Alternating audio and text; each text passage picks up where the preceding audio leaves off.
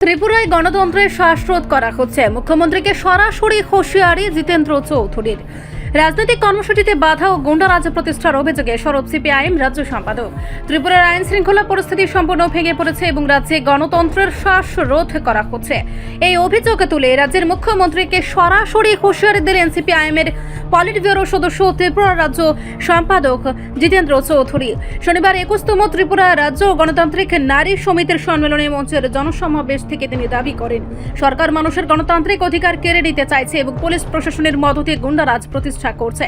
আজকের জনসভায় বক্তব্য রাখতে গিয়ে জিতেন্দ্র চৌধুরী অভিযোগ করেন, সিপিআইএমের গণতান্ত্রিক নারী সমিতি 17 নভেম্বর একটি সভার জন্য পুলিশের কাছে অনুমতি চেয়েও বঞ্চিত হয়েছে।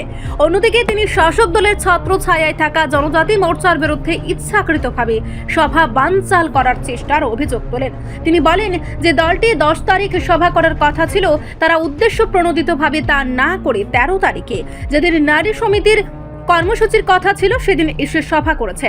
এটি গণতান্ত্রিক আন্দোলনের কর্মসূচিকে বানচাল করার এক ঘৃণ্য প্রচেষ্টা। তিনি ক্ষোভ প্রকাশ করে প্রশ্ন তোলেন, এটা গণতন্ত্র? এটা আইনের শাসন? এদিন মুখ্যমন্ত্রীকে উদ্দেশ্য করে তিনি বলেন, কেন এই অবস্থার শিকার হচ্ছে মানুষ?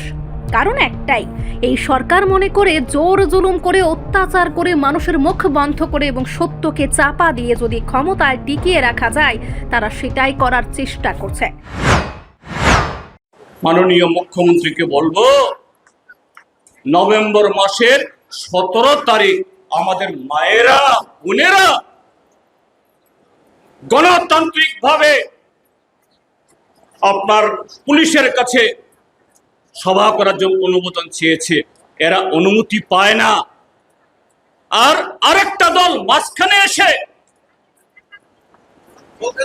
10 তারিখে মিটিং করার কথা, সেই মিটিং 10 তারিখ করতে পারে না, আজকে 13 তারিখ করে গণতান্ত্রিক নারী সমিতির আজকের এই কর্মসূচিকে বানচাল করার চেষ্টা করেছে। এটা গণতান্ত্রিক?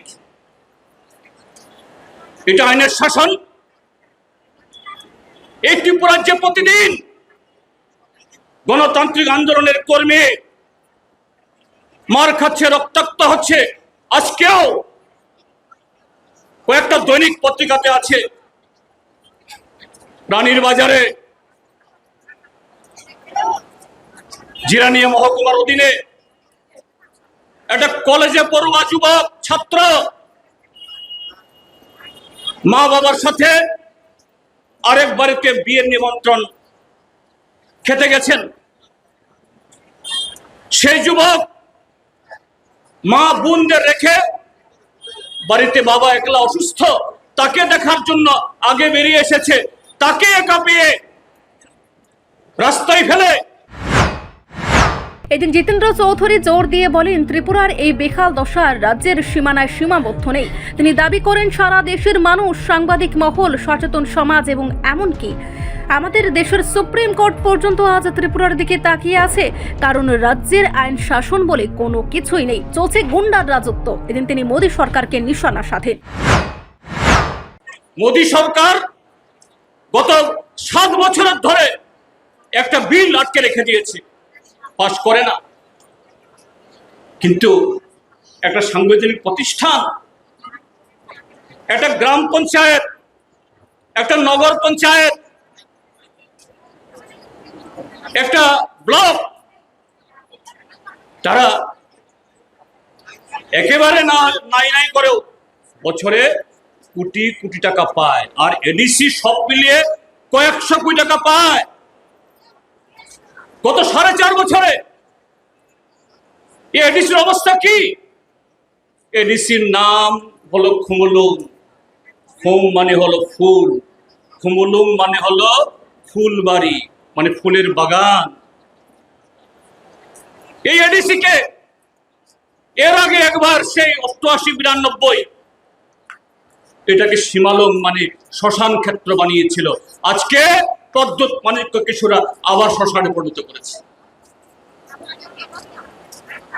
একটা সাব জোনালে একজন চেয়ারম্যান থেকে, একজন ভাইস চেয়ারম্যান থাকে, এরা 9 জন চেয়ারম্যান, 9 জন ভাইস চেয়ারম্যান, আর প্রত্যেকেই জনগণের টাকায়, সরকারি টাকায় গাড়ি চড়ে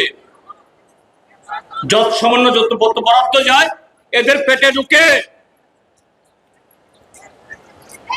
এর প্রমাণ ত্রিপুরার যে শাসক গোষ্ঠীর শাসক জোটের মন্ত্রী, এমএলএ, এডিসির এক্সিকিউটিভ মেম্বার এদের বাড়িঘর দেখুন। মেম্বার হওয়ার আগে 18-র আগে এদের সম্পত্তি কত ছিল, এখন তিনি দৃঢ় কণ্ঠে জানান, সংবিধান মানুষকে যে গণতান্ত্রিক অধিকার দিয়েছে কোনো সরকার তা কেড়ে নিতে পারে না। এই গুন্ডার রাজত্ব থেকে ত্রিপুরাবাসীকে মুক্তি দেওয়ার জন্য সকলকে ঐক্যবদ্ধভাবে আওয়াজ তোলার বার্তা দেন শ্রী চৌধুরী। রিপোর্ট সংবাদ প্রতীক্ষা।